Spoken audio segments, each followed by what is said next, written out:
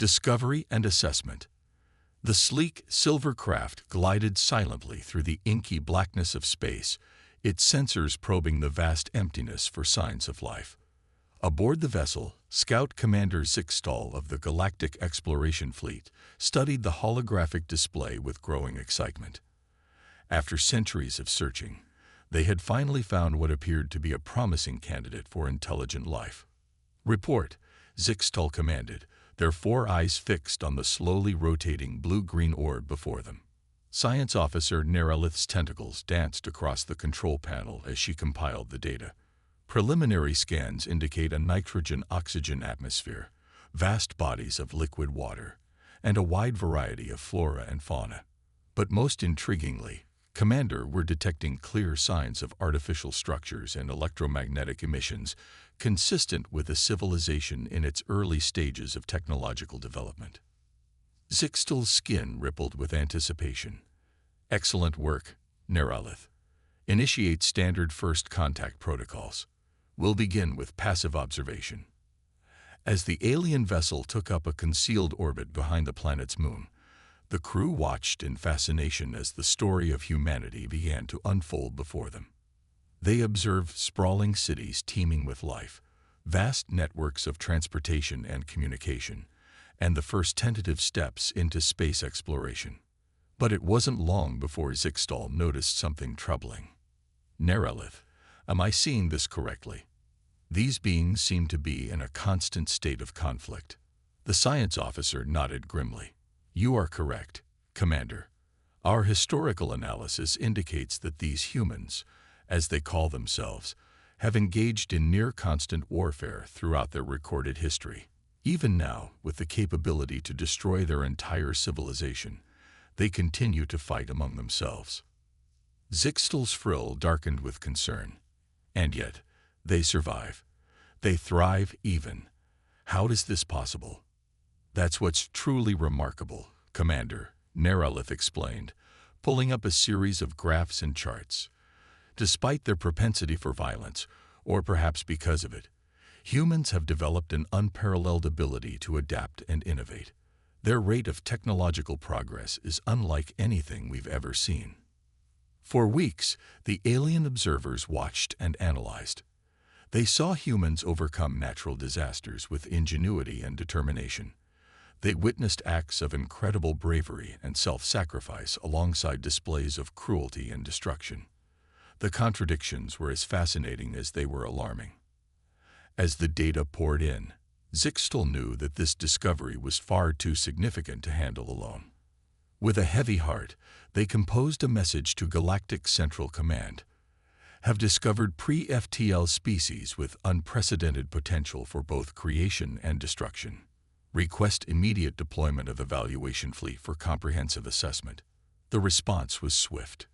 Within days, a massive fleet of ships materialized in the solar system, their advanced cloaking technology rendering them invisible to Earth's primitive sensors. Leading the fleet was Grand Evaluator Krelon, one of the most respected minds in the galaxy. Krelon wasted no time. "Commander Zixtal, your initial report was disturbing, to say the least. We need to understand the full capabilities and potential of these humans before we can decide how to proceed." And so began one of the most extensive evaluation processes in galactic history. The aliens deployed millions of nanoscale observation devices across the planet, gathering data on every aspect of human life. They analyzed human biology, psychology, social structures, and technology with meticulous care. But it was the military assessment that truly sent shockwaves through the alien fleet. Krelon and his team ran countless simulations, pitting virtual human forces against various alien military scenarios. This can't be right," Krelon muttered, staring at the results in disbelief. "Run it again." But no matter how many times they ran the simulations, the results were the same. Whether faced with overwhelming technological superiority or even stripped of their advanced weapons, humans displayed an almost supernatural ability to adapt, improvise, and overcome. In one particularly chilling simulation, a small group of humans, armed with nothing more than primitive projectile weapons, managed to capture an alien battlecruiser through sheer tenacity and cunning. Within weeks, they had reverse-engineered much of the alien technology and were using it against their would-be conquerors. As the evaluation neared its conclusion, a somber mood settled over the fleet. The potential of humanity was undeniable, but so was the danger they posed. Krelon called a final meeting of the senior staff to discuss their findings. "We have never encountered a species quite like this," Krelon began, his voice heavy with the weight of their discovery. "Their capacity for violence is matched only by their creativity and resilience. If they were to gain access to galactic-level technology in their current state, the implications hung in the air, unspoken but understood by all. Humanity, with its warrior spirit and relentless drive, could become an unstoppable force in the galaxy, for better or for worse." Zixtel, who had watched humanity the longest, spoke up. "But we've also seen their capacity for kindness, for cooperation. Surely, with proper guidance." Krelon cut them off with a wave of his hand. "The risk is too great. We cannot take the chance that their violent tendencies will win out. For the safety of the galaxy, we have no choice." With a heavy heart, Krelon drafted the recommendation that would shape the fate of humanity for centuries to come. Species: human. Homeworld: Earth. Threat assessment: extreme. Recommendation: immediate quarantine. No contact to be initiated until species demonstrates sufficient social and ethical advancement to mitigate warrior tendencies. Estimated timeframe for reassessment: 1,000 standard galactic years. As the alien fleet prepared to depart, leaving behind only automated observation posts to enforce the quarantine, Zixtel took one last look at the beautiful blue planet below. They couldn't help but wonder what incredible achievements, or terrible devastation, humanity might accomplish in the centuries to come. Little did the aliens know that their decision would set in motion a chain of events that would challenge their assumptions and shake the very foundations of galactic society. For humanity, oblivious to the watchful eyes above, was about to embark on its greatest adventure yet. The simulations. As the quarantine of Earth entered its first decade, the Galactic Council's curiosity about humanity only grew. The automated observation posts left behind by Krelon's fleet dutifully collected data, but many felt that passive observation wasn't enough. They needed to understand how humans would react in various scenarios, especially those involving extraterrestrial contact and conflict. Enter Dr. Vexera, the galaxy's preeminent xenopsychologist and master of the Galactic Council's most advanced simulation technology. Her lab, a massive space station orbiting a distant neutron star, housed quantum computers capable of modeling entire civilizations with uncanny accuracy. "We've never attempted anything on this scale before," Vexera explained to the assembled Galactic Council representatives. Her holographic form flickered slightly as she gestured to the complex web of data streams surrounding her. "But the potential threat posed by humanity demands our most thorough analysis." The Council murmured in agreement. They had all read the reports, seen the footage. Humans were a paradox, capable of both heartwarming compassion and chilling brutality, often in the same breath. "We will run a series of simulations," Vexera continued, "each designed to test different aspects of human nature and their potential responses to various galactic scenarios. The results will help us determine if the quarantine should be maintained, strengthened, or reconsidered." The first simulation was relatively straightforward. First contact with a peaceful alien race. The humans reacted with a mix of fear, wonder, and curiosity. Fairly standard for a young species, but it was their rate of adaptation that shocked the observers. Within months of the simulated contact, humans had reverse-engineered alien technology and were pushing the boundaries of what their new alien friends thought possible. "Remarkable," muttered Councillor Genlo, his crystalline form shimmering with excitement. "But how would they fare against a more aggressive species?" Vexera nodded grimly and initiated the next simulation. This time, Earth faced an invasion by a warlike alien empire, one with technology centuries beyond humanity's reach. The Council watched in stunned silence as the simulated humans, despite overwhelming odds, fought back with a ferocity that bordered on madness.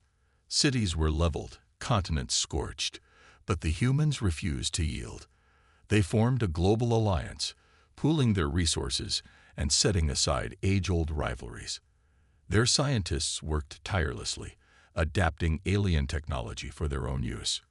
Guerrilla tactics kept the invaders off balance, and human spies managed to infiltrate even the most secure alien bases.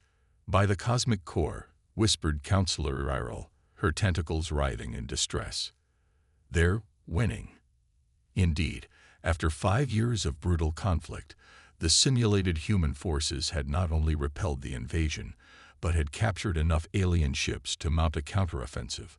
The fallen invaders' homeworld soon found itself under siege by the very species it had tried to conquer. Vexera's team ran simulation after simulation, each more complex than the last. They modeled scenarios where humans were uplifted and given advanced technology, others where they were subjected to subtle manipulation over centuries. They even ran simulations stripping humans of all technology, curious to see how they would fare with nothing but their wits and the resources of their planet. The results were always the same. Humanity survived, adapted, and eventually thrived, often in ways that defied conventional galactic wisdom. "There's something we're missing," Vexera mused, her holographic brow furrowed in concentration. "Some quality that our models can't quite capture." It was Zixtal, the scout who had first discovered Earth, who provided the insight they needed. "It's their contradictions," they said softly. "Humans don't just overcome external threats. They're constantly fighting themselves, pushing against their own limitations. It's as if their entire history is a battle against their own nature." This observation led to a new series of simulations, focusing on humanity's internal conflicts and how they drove progress. The Council watched in fascination as simulated humans tackled climate change, overpopulation, and dwindling resources. Each crisis pushed them to new heights of innovation and cooperation, but also revealed the darkest aspects of their nature. "It's like watching a species perpetually on the brink of self-destruction," noted Counselor Drellickson, yet always pulling back at the last moment, emerging stronger. As the simulations progressed, a disturbing pattern emerged. No matter the scenario, a significant percentage of humans always pushed for expansion beyond their home planet. Their drive to explore, to push boundaries, seemed hardwired into their very being. "What happens," asked a junior counselor, "if we maintain the quarantine indefinitely? Will it contain them?" Vexera initiated one final simulation. This one projected centuries into the future, modeling human progress within the confines of their solar system. The Council watched as the quarantined humans colonized their moon, then Mars, then pushed outward to the asteroid belt and the moons of the gas giants. But they didn't stop there. With no knowledge of the wider galactic community waiting beyond, the simulated humans poured their resources into developing faster-than-light travel. Their methods were unorthodox, even dangerous by galactic standards, but undeniably effective. The simulation ended with a human scout ship emerging from a crudely formed wormhole, right in the heart of Galactic Council space. The implications were clear. Even without outside interference, humanity would eventually break free of their quarantine. As the final data streams faded, a heavy silence fell over the Council chamber. The simulations had proven beyond doubt that humanity was unlike anything the galaxy had encountered before. Their potential was immense, but so were the risks they posed. "We need to face facts," Vexera said, her holographic form seeming to age before their eyes. The quarantine was never going to be a permanent solution. It was merely a delay. Zixtal spoke up, their voice filled with a mixture of awe and trepidation. "So the question isn't whether humanity will join the galactic community, but when and how." They paused, looking around at their fellow council members. "And whether we'll be ready for them when they do." The council erupted into heated debate. Some argued for stricter isolation protocols, others for cautious preparation for eventual contact. A few radical voices even suggested preemptive action to neutralize the human threat before it could fully emerge. As the arguments raged, Vexera stood silently, her mind racing. The simulations had shown her something that the others hadn't yet grasped. Humanity wasn't just a potential threat or a curiosity. They represented a fundamental challenge to the galactic status quo. Their very existence would force the older races to adapt, to grow in ways they hadn't for millennia. The real question, Vexera realized, wasn't whether the galaxy was ready for humanity. It was whether humanity, in all its beautiful, terrifying potential, was ready for the galaxy. As she prepared to share her thoughts with the Council, alarms began blaring throughout the station. A junior aide burst into the chamber, his scales pale with shock. "Counselors," he gasped, "we've just received word from the Sol System Observation Post. There's been an incident. The quarantine. It's been breached." The quarantine debate. The Grand Chamber of the Galactic Council buzzed with tension.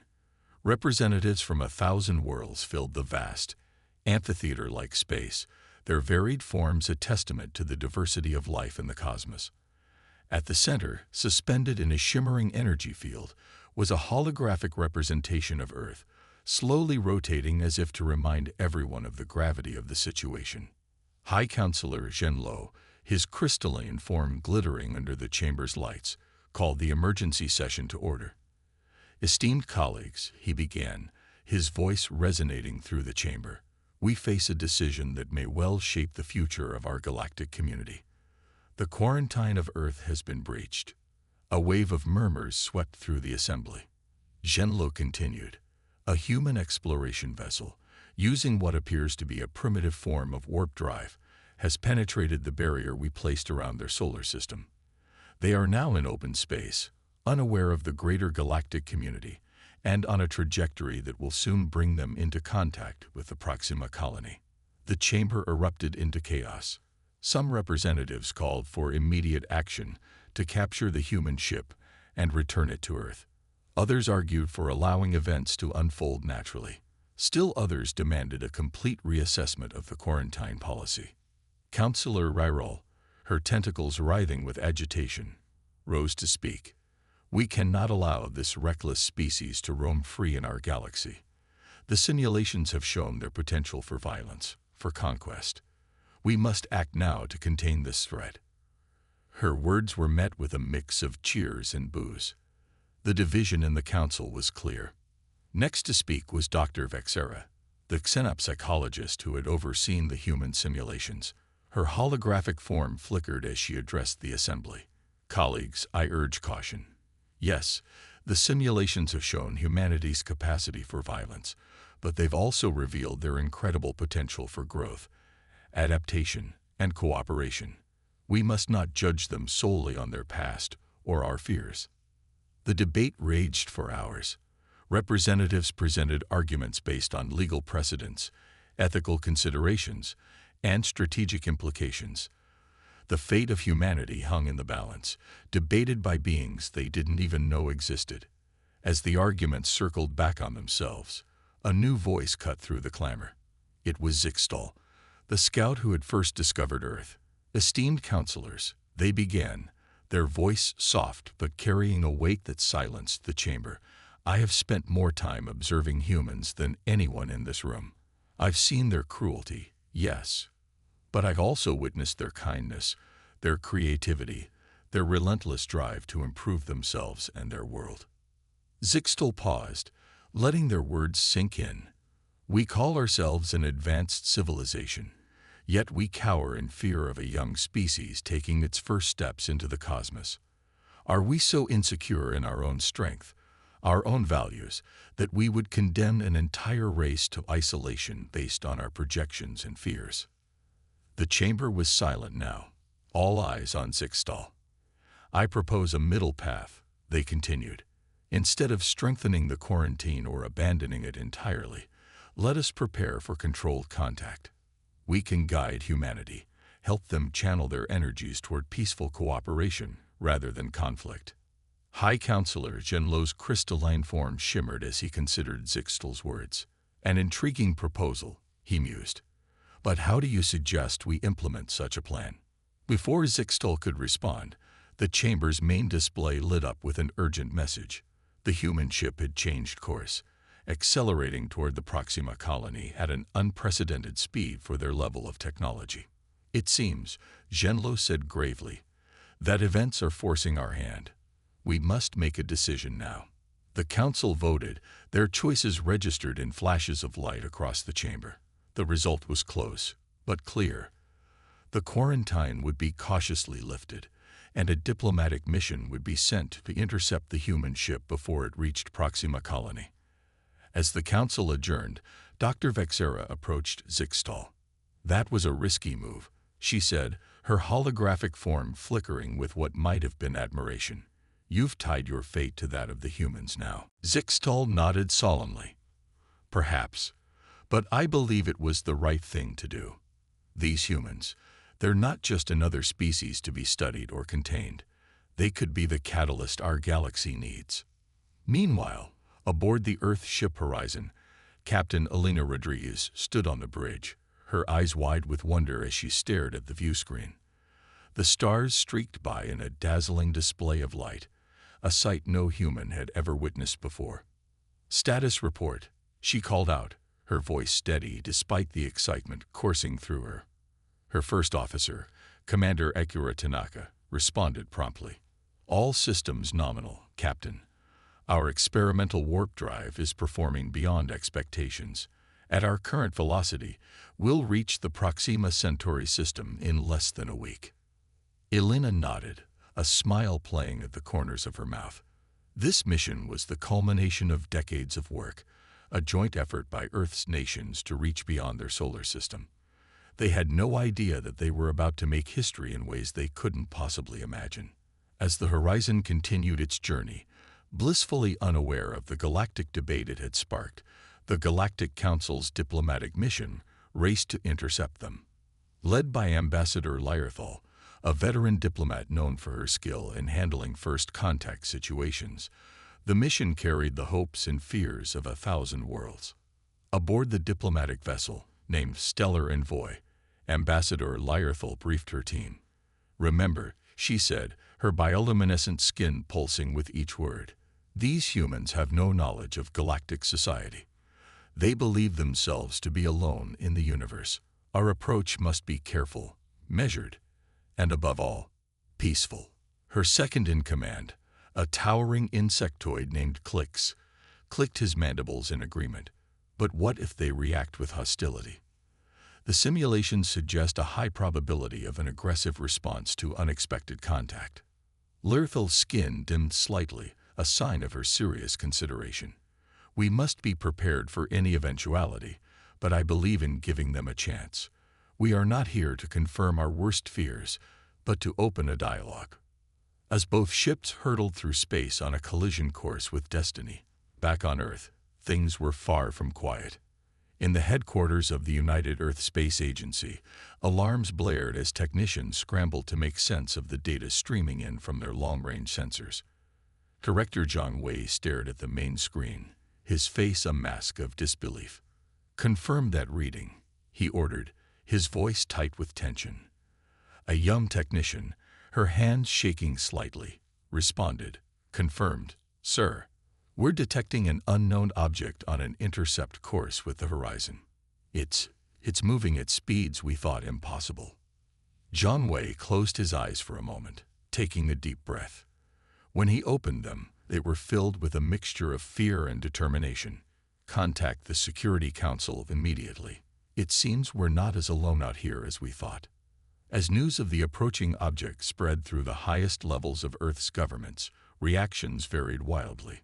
Some called for immediate military mobilization, while others argued for caution and attempts at peaceful communication. In a secure bunker beneath Washington, D.C., the President of the United States conferred with her top advisors. "What are our options?" she asked, her voice steady despite the weight of the moment. The Secretary of Defense spoke up first. "Madam President, I recommend we activate the Safeguard Protocol. We've been preparing for this possibility for years." The Safeguard Protocol was a classified plan developed in secret by a coalition of Earth's most powerful nations. It outlined steps to be taken in the event of confirmed extraterrestrial contact, including the rapid militarization of space and the deployment of experimental weapon systems. The president frowned, considering the implications. "And if these beings come in peace, we could be starting an interstellar war out of fear and misunderstanding." As debates raged on Earth, the Horizon continued its journey, still unaware of the approaching stellar envoy or the monumental changes about to unfold. Captain Rodriguez was in her quarters, recording a log entry, when the ship's AI interrupted her.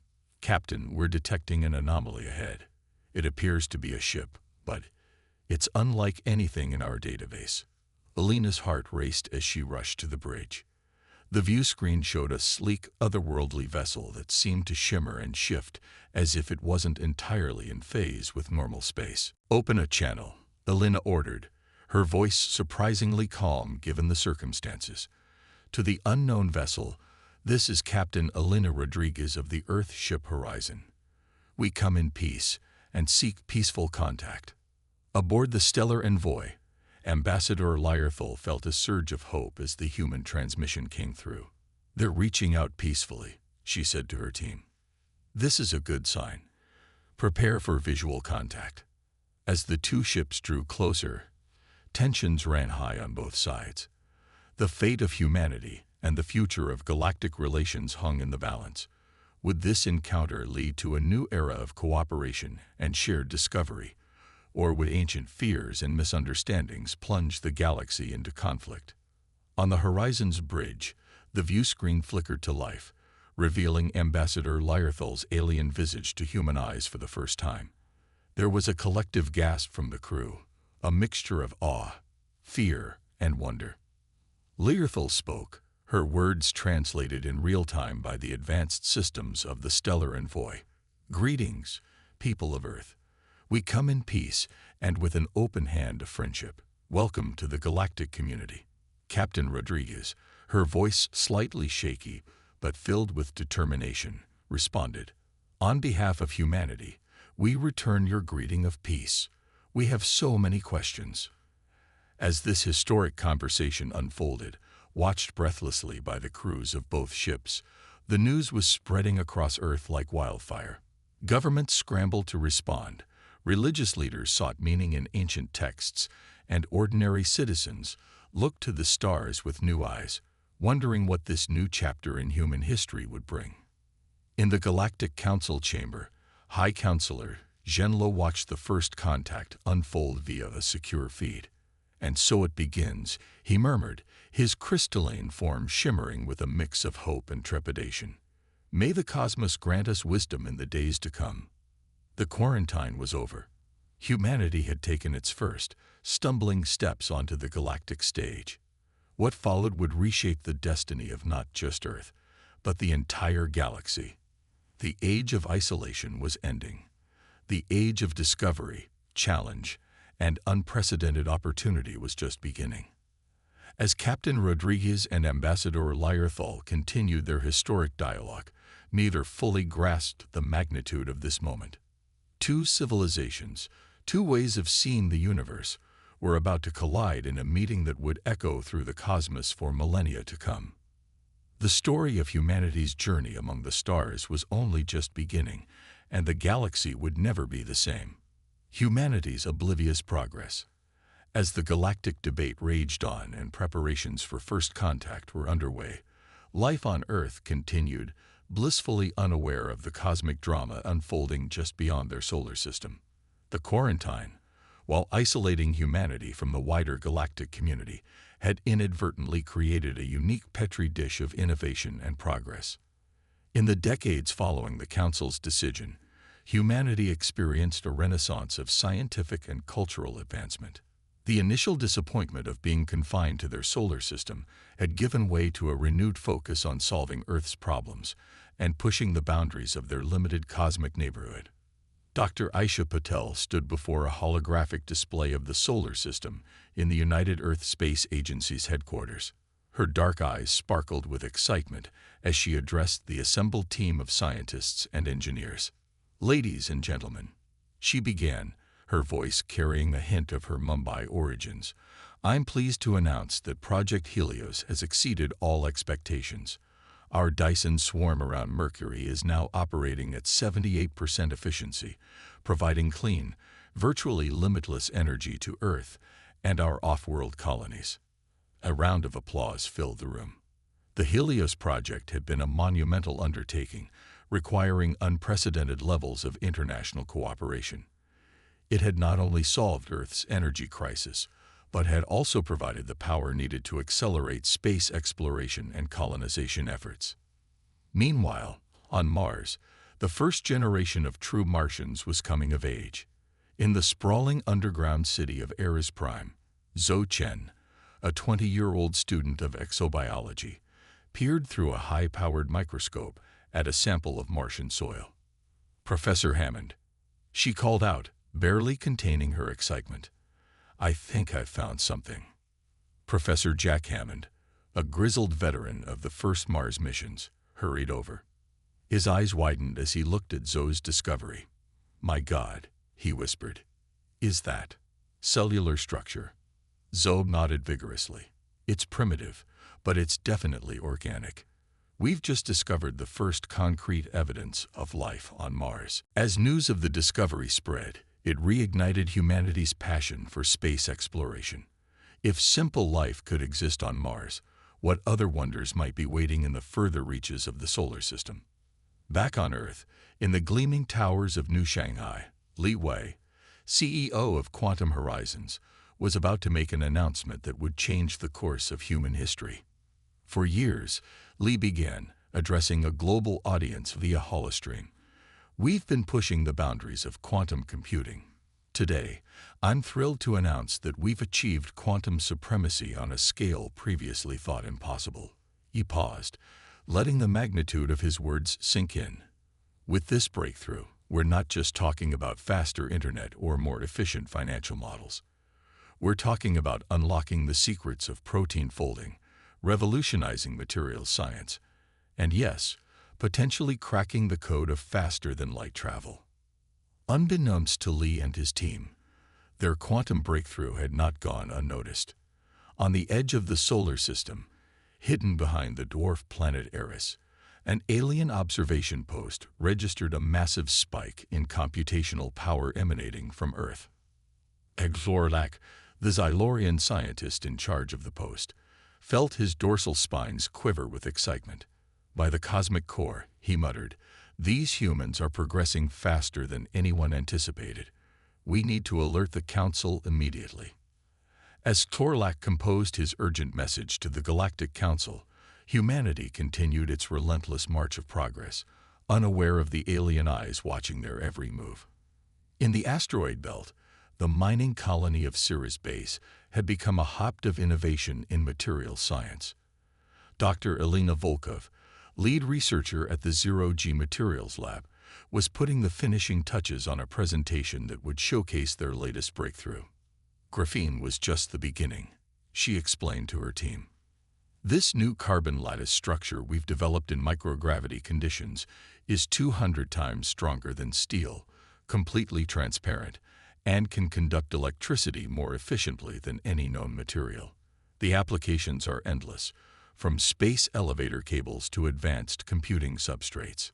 As humanity expanded its footprint across the solar system, it also turned its gaze inward, tackling age-old problems with renewed vigor and advanced technology. In the heart of the African Continental Alliance, a massive project was underway to reverse desertification and create a green belt across the Sahara. Drones swarmed across the landscape, planting genetically engineered seeds designed to thrive in the harsh conditions and gradually transform the ecosystem. Dr. Kwame Osei, the project's lead ecologist, stood on a view platform, watching the drones at work. "In just 5 years," he said to a group of visiting dignitaries, "we've reclaimed over 100,000 square kilometers of desert. By the end of the decade, we'll have created a carbon sink large enough to significantly impact global climate patterns.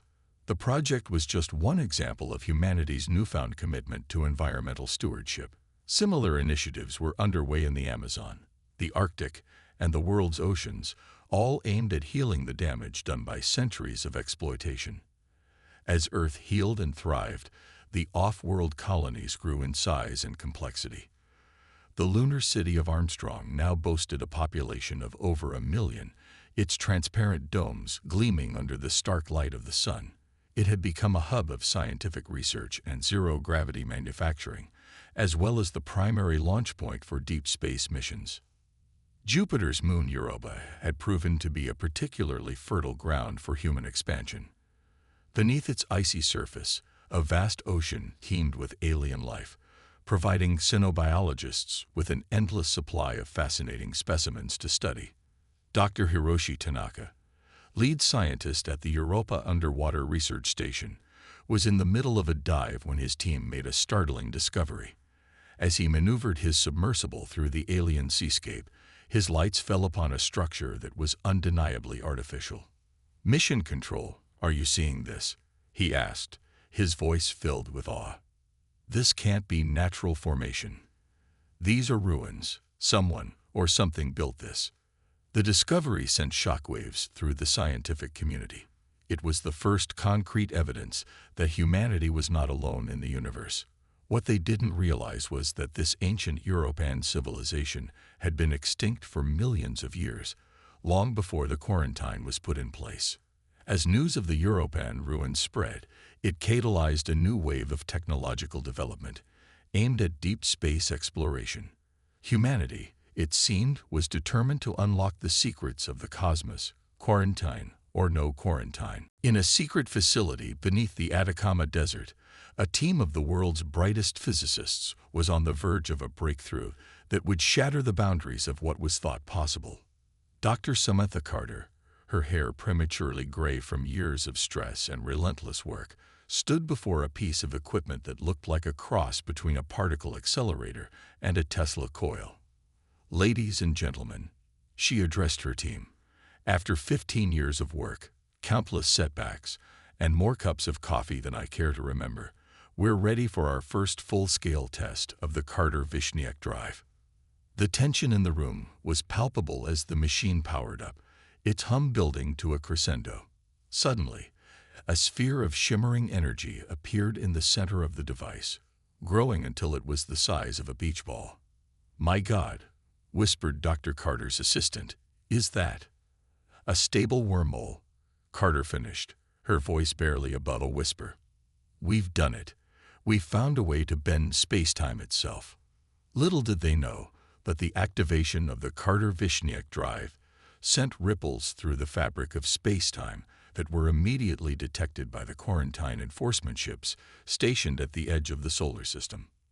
Aboard the Galactic Council corvette Vigilant Observer, Captain Zorn's tentacles writhed in agitation. "This can't be," he muttered, his compound eyes fixed on the sensor readouts.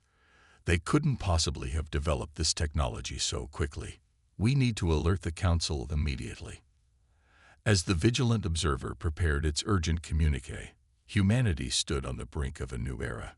The Carter-Vishniac drive promised to unlock the stars themselves, but it also threatened to bring them face to face with a galactic community they weren't yet meant to encounter. In orbit around Saturn, the research station Cassini I was making final preparations for humanity's most ambitious mission yet. The massive ship Odyssey, equipped with the first shipboard Carter-Vishniac drive, was about to embark on a journey to Proxima Centauri. Captain Alina Rodriguez stood on the bridge of the Odyssey, her heart racing with a mixture of excitement and trepidation. "All systems check out, Captain," her first officer reported. "We're ready for wormhole generation on your command." Alina took a deep breath, acutely aware of the weight of history on her shoulders. "Initiate wormhole generation," she ordered, her voice steady despite her nerves. As the Odyssey's drive spun up, creating a shimmering portal in the void of space, alarms blared across every Galactic Council observation post in the Sol system. The quarantine was about to be breached, and the galaxy held its breath, unaware of the cosmic drama unfolding around them. The crew of the Odyssey prepared to make history. As they approached the wormhole, Captain Rodriguez addressed her crew, and through them, all of humanity. For centuries, we've looked up at the stars and dreamed of this moment, she began, her words broadcast to every corner of human civilization. Today, we take our first real step into the cosmic ocean. Whatever we find out there, we go not as conquerors, but as explorers and emissaries of peace. May this journey mark the beginning of humanity's greatest adventure. With those words, the Odyssey plunged into the wormhole, crossing vast interstellar distances in the blink of an eye. As they emerged on the other side, in orbit around Proxima Centauri, they had no idea that they had just shattered a quarantine they never knew existed.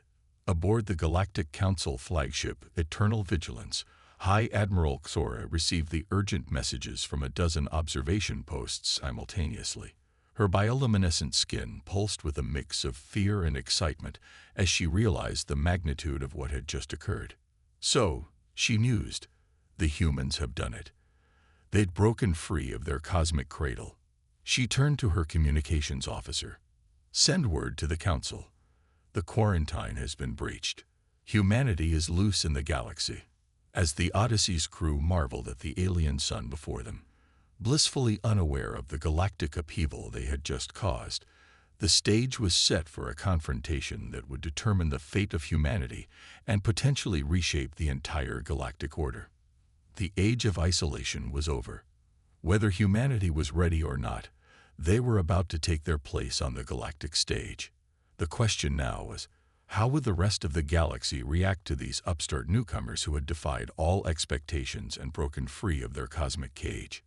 As Captain Rodriguez prepared to send humanity's first message from another star system, the galaxy held its breath, waiting to see what these unpredictable, indomitable humans would do next. The breach and first contact. The Odyssey hung in orbit around Proxima Centauri, its crew still marveling at the alien sun that dominated the viewscreen. Captain Elena Rodriguez stood at the center of the bridge, her heart racing with the thrill of discovery and the weight of responsibility. Communications, she called out, her voice steady despite her excitement. Prepare to transmit our first message back to Earth. Let's let them know we made it. But before her communications officer could comply, the ship's sensors blared to life. Captain, the science officer shouted, his voice tinged with alarm. Multiple objects approaching at high speed. They're not natural phenomena. These are ships, ma'am. Alien ships. Elena's blood ran cold. This was not part of the mission plan. Humanity had always speculated about the existence of alien life, but to come face to face with it, here and now. She took a deep breath, centering herself. Red alert. Shields up, but weapons remain offline. We're not here to fight. Open all frequencies for communication. As the alien ships drew closer, the crew of the Odyssey got their first look at extraterrestrial technology. The vessels were sleek, almost organic in design, and moved with a grace that defied human understanding of physics. Suddenly, the main viewscreen flickered to life, revealing a being unlike anything humanity had ever seen. The alien had iridescent skin, multiple eyes, and a form that seemed to shift and flow. When it spoke, its words were translated in real time by an unseen mechanism. Greetings, humans of Earth, the alien said, its voice a mixture of authority and curiosity. I am High Admiral Xora of the Galactic Council. Your presence here is unexpected. Elena stepped forward, her training kicking in despite the surreal nature of the situation. I am Captain Elena Rodriguez of the Earth ship Odyssey. We come in peace, seeking knowledge and friendship. Xora's form shimmered, an expression Elena couldn't interpret. Captain Rodriguez, your arrival has created quite a stir. You see, your world has been under quarantine for the past several decades. A quarantine you were never meant to know about, let alone breach. The bridge of the Odyssey fell silent as the implications of Xora's words sank in. Alina's mind raced. Quarantine. How was this possible? And why? I don't understand, Alina managed to say. We had no knowledge of any quarantine. Our mission is one of peaceful exploration. Sora's expression softened slightly. Of course you didn't know. That was the point. But now that you're here, we have some important matters to discuss. Captain Rodriguez, I'm afraid I must insist that you and your crew accompany us back to Galactic Council space. There is much you need to know, and much the Council needs to learn from you. Alina looked around at her crew, seeing a mixture of fear, excitement, and determination on their faces. This was not the first contact they had imagined, but it was the one they faced. With a nod, she turned back to the view screen. Admiral Sora, we will comply. But I must insist on sending a message to Earth first. Our people will be expecting to hear from us. Sora seemed to consider this for a moment before nodding. You may send a brief message, but please do not alarm your people unnecessarily. This situation requires delicate handling. As Alina composed a carefully worded message to Earth, explaining their safe arrival and the unexpected complications they had encountered, events were unfolding rapidly across the galaxy. On Earth, the reception of the Odyssey's cryptic message sent shockwaves through global leadership. Emergency meetings were called, contingency plans dusted off. The long-theorized question of, "Are we alone?" had been answered, but that answer had brought with it a host of new troubling questions.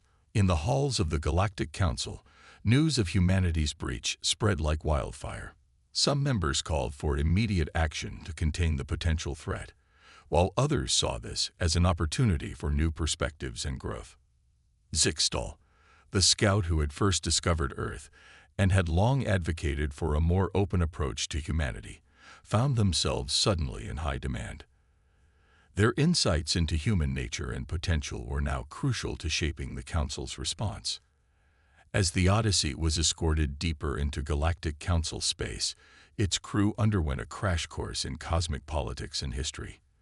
They learned of the countless species that made up the galactic community, of technologies beyond their wildest dreams, and of the complex web of alliances and rivalries that shaped interstellar relations. But it was the revelation of why Earth had been quarantined that hit the hardest. The humans learned of the simulations, of the fears their warlike history had sparked, and of the debate their potential had ignited. You mean to tell me, Alina said during one particularly tense briefing, that we've been judged and isolated based on simulations and assumptions, without ever being given a chance to prove ourselves? Sora, who had taken a personal interest in the human delegation, replied with a mix of sympathy and firmness. You must understand, Captain. The galaxy is a delicate balance. Your species' remarkable adaptability and drive are double-edged swords. We had to be sure you were ready.